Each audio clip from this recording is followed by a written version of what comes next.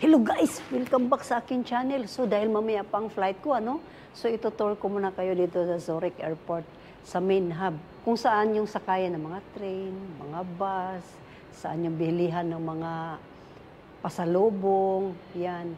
At saka, guys, siyempre, main airport ito, hindi ko rin alam nga kung saan ako sakay-sakay. Kasi nga, iba dito, hindi yung katulad sa atin na pag natin, labasan na, hindi sasakay ka pa ng train. So medyo malayo-layo pa kayang lalakarin mo. So kailangan talaga maglaan ka talaga ng oras pag dito ka sa kanila. O tara na, let's go!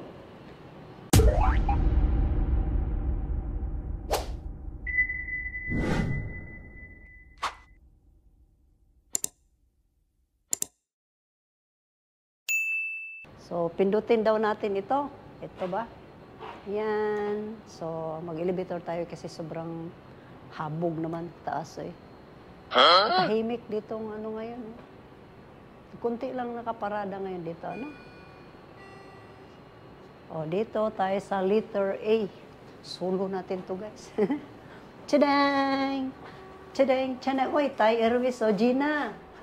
Shout out, Gina! So guys, nandito kami ngayon sa parking space 3, floor number 9 kami. Ito.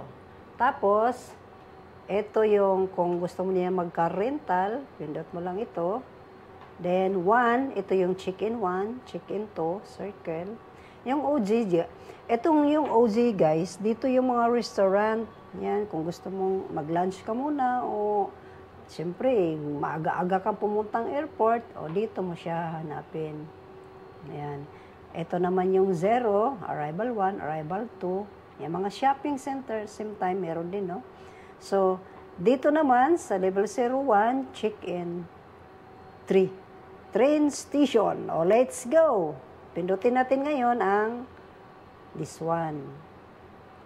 Dito tayo sa train station. Para ma-tour ko naman kayo doon bandang sa Kansakayan, Guys, dito tayo ngayon sa baba. Kung saan, dito sa gilid na to, pupuntahan natin mamaya yun, Kasi doon yung bibilihan ng ticket, kung gusto mong mag-bus. So, doon sa side na yon, sisilipin natin doon mamaya, So, sa dito naman, na side na ito naman itong mall na ito, dito yung pwede kaya bumili na. Kung anong kulang mo, di ba, nagta-travel ka na, may mamiss ka, na kulang ka ng sapatos o kaya jacket, pang hiking mo, pang trekking mo, or ano pang mga kulang mo sa buhay mo, dito, drop by ka lang dito guys, kasi dito naman ay kumpleto. So, habang dito pa kami ngayon sa 3rd floor na to, so sisilipin natin doon sa likod guys, para makita nyo rin kung ano yun, saan yun banda, ang bilihan ng mga ticket na yun dito. Let's go! So, yung iba naman dito, yung sobrang aga ang dating nila, kung nakita mo dyan. Mayroon naman space na pwede mo na siyang relax, magtulog-tulog mo na sila dyan. Ayan. Yung mga mapaaga yun sila ng guys, dating nila. At ito naman sila yung mga naka-green. Siguro sila yung mga nagtatrabaho dito sa airport. Tingnan mo sila, Yan, mga dumating na may kulang-kulang yung mga gamit nila. Drop by lang sila dyan. Kompleto dyan. Pang sports, lahat na. Mga sunglass kasi tag-init ngayon. Or kulang-kulang ka ng mga lagayan ng mga tubig. Lusot-lusot lang pala dito guys ang mga escalator pataas, pababa. Dito na side na to, ayun yung check-in tray, yung EasyJet, Yan, kung makikita mo, wala pa kasi ngayon yung, hindi pa open counter, kaya medyo maliwalas pa, wala pa siyang tao. Sa gilid na to, dyan yung manghihi ka ng assistance, yun. At saka yung pick-up point. So, dito naman na side, guys, dito yung monitor. Lahat ng mga flight number mo o saan kang bandang gate, dito mo lang siya titingnan para hindi mo ma-miss yung flight mo. O, di ba? Okay kayo.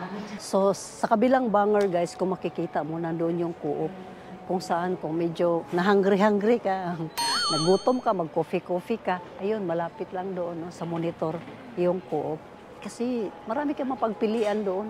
Hindi ka magugutom dito kapag mayroon ka lang ganun, bilog. Next guys, ituturo ko sa inyo ang SBB. Kasi nagkabulol-bulol talaga ako nitong SBB na to kung saan to. Ito pala yung bilihan ng ticket ng SBB guys. SBB. Yan, kung nakita nyo, Diyan na rin niyo pala yung ano, baggage claim.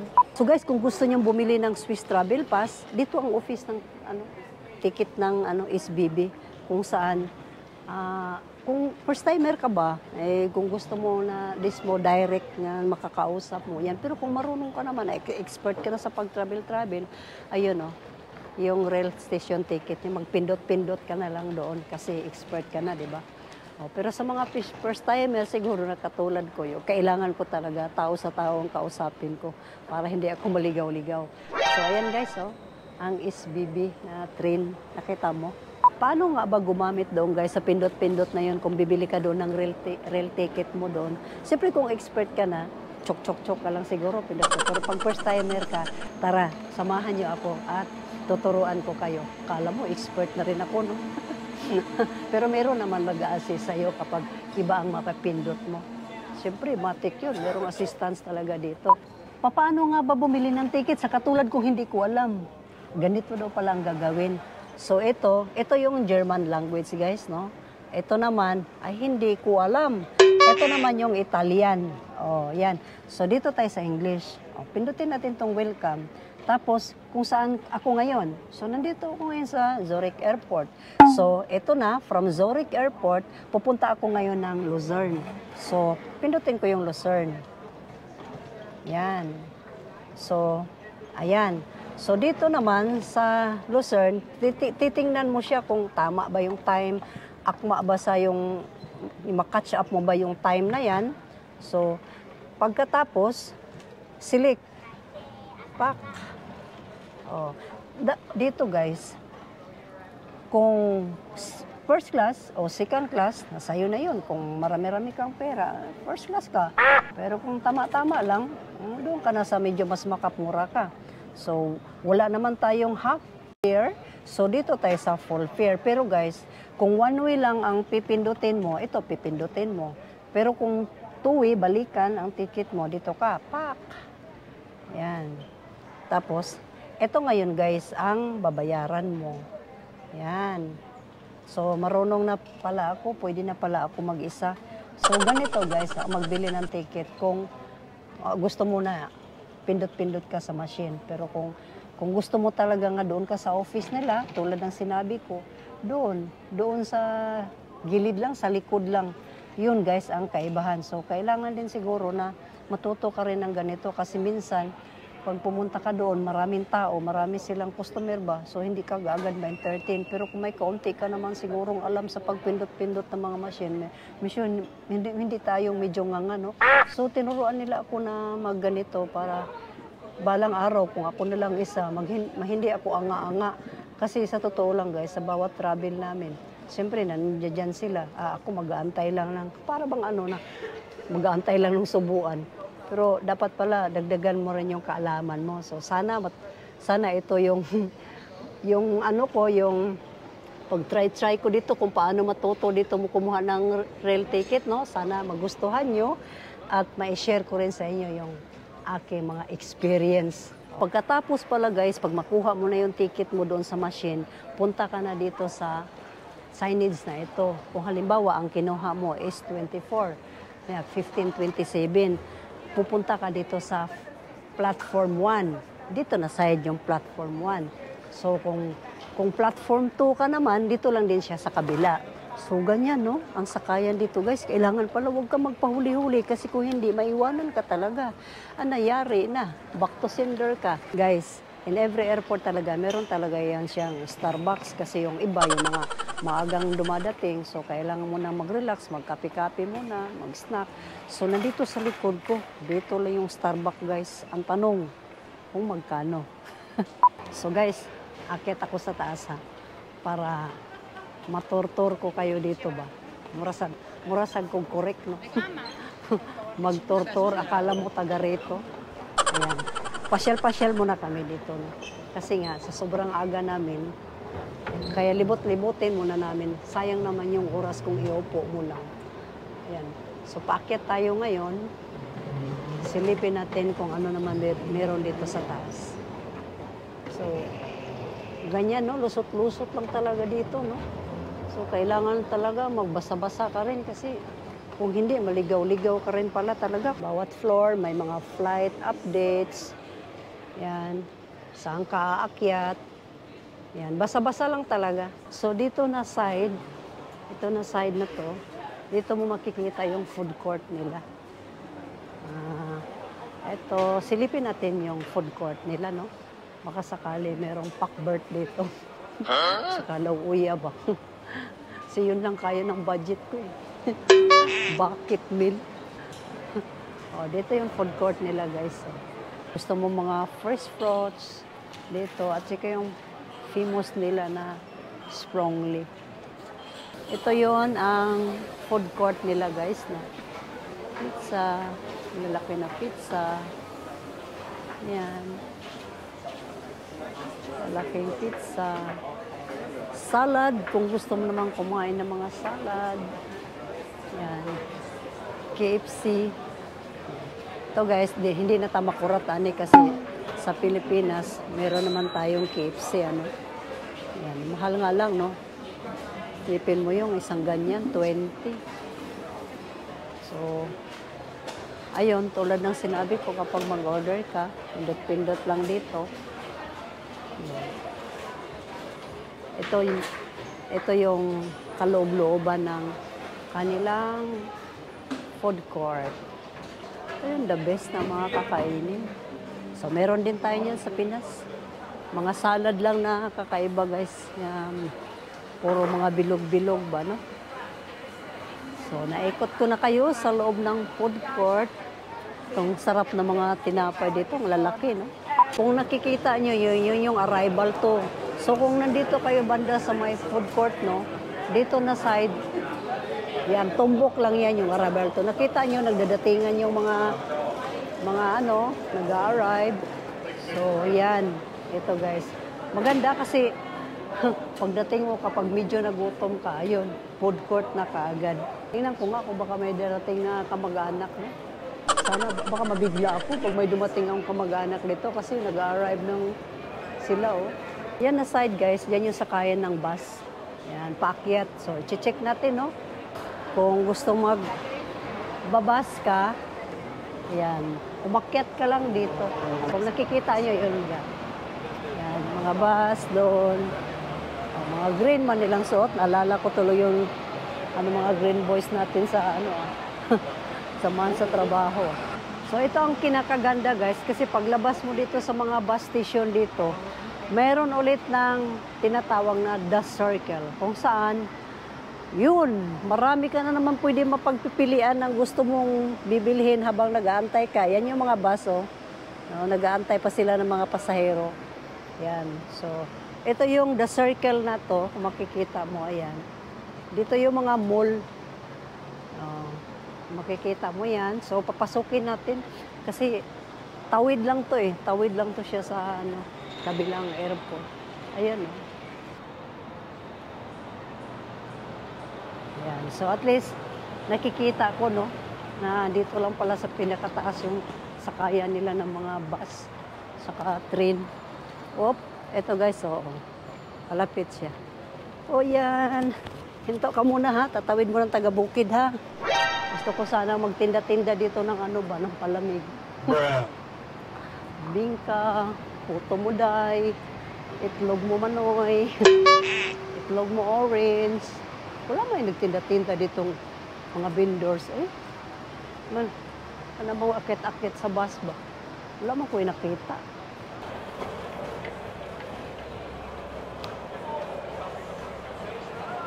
Dito, guys, dalawa ang check-in to, no?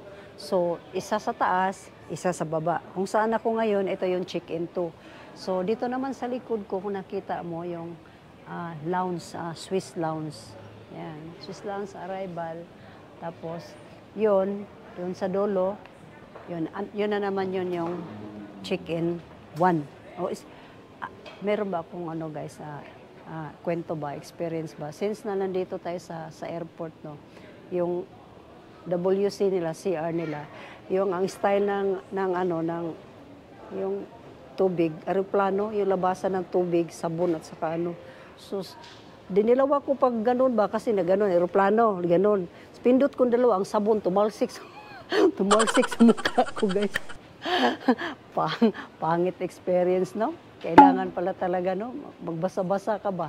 Tumalsik, kalain mo yun. Ganda yung pormahan nila ng ano nila. Yung sa washroom nila kasi porma ding eroplano.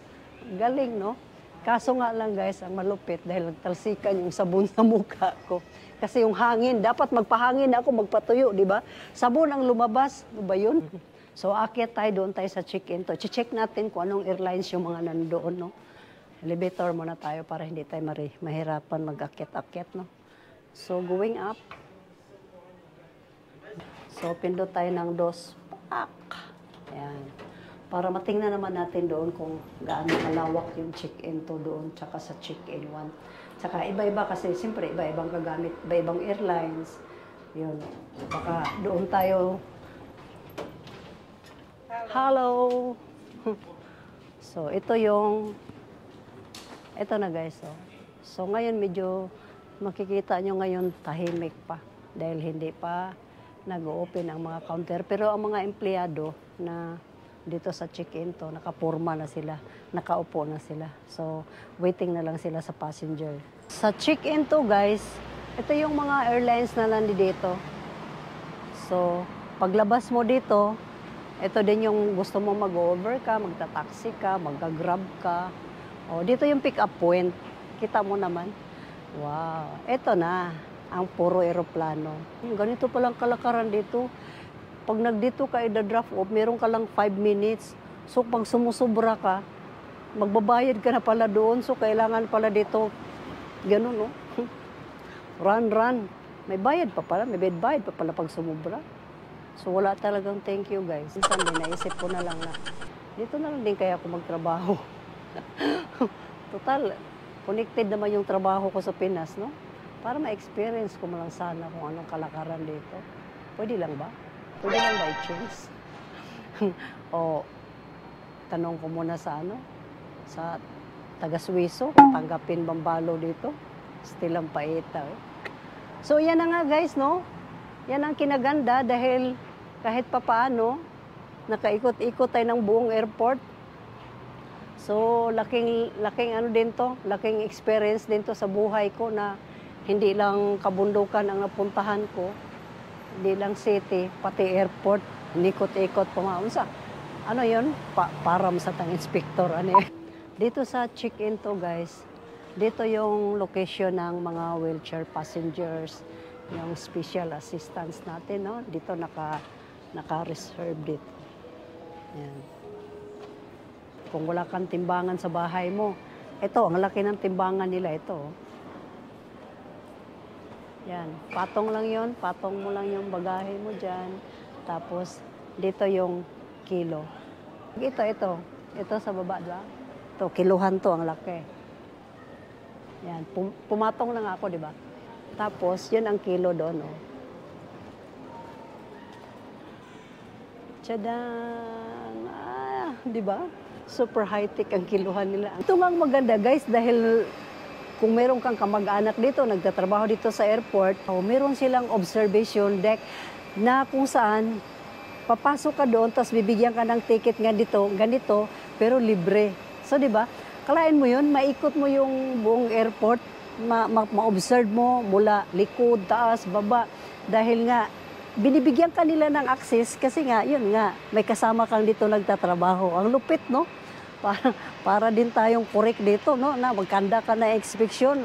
Guys, ito yung position ng B36. So, ito yung platform ng parking position ng B36, no? Para din akong correct, no? Piling-pilingan din, ano? Meron din silang playground sa mga bata. Yung may dala ka na mga bulinggit dyan na gustong maglaro-laro muna, palipas oras, meron din pala sila. So, dito naman, meron din silang observation walkway. So, at dito naman, guided bus, tour and tickets. So, meron din pala silang guided bus, tours and tickets dito banda, no?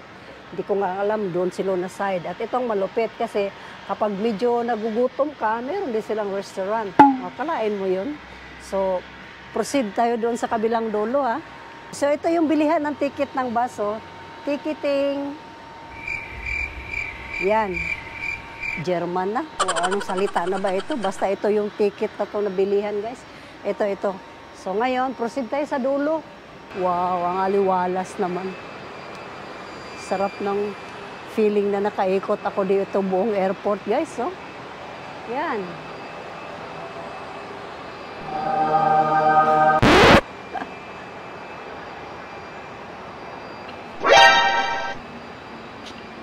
Ilang taong nandito nagbisita, no? Pati ibon, no? Sa dulo may laruan. Gusto ko muna maglaro siguro doon para mag-isip-isip. Bata muna ako. Yan ang malupit, guys, kaya nakapaglaro-laro pa ang bata. Drive. O, siguro, sabi siguro yan mga bata na yan. Gusto man siya, matanda na. Inagawan, maniglaruan. Bilisan ko kasi yung bata. Nag-isip bata. Tabi, akong papasok. Pwede bang tigulang dyan pumasok? Sige nga, paano ba? Ay! Oh, saan ba to sila dumaan? Ang mga gagmay, kaya ako mga kadula ba? Managan din sila sa dulo. Tinan mo naman, no? Ang liliit nila, no? So ito din, malibang pala talaga dito, no? Kasi meron silang playground. Tabi, guys, kay talag sound ako makadrive. Kani, pagkakataon ko na talaga to ba na pwede bang ito na lang sakyan ko? Pauwi ng Pinas? Sabihin mo nga sila, ito na lang. Pindot ko na. Di man mo lupad. Sana kayo ay na-entertain sa aking paglibot-libot dito sa airport, no? So, sana maging masaya kayo na maipakita ko sa inyo kakaiba naman itong vlog na ito. So, don't forget to like, share, and subscribe. Yahoo!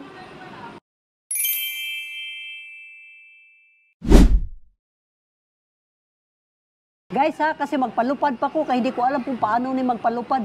Tawagin ko muna si Captain.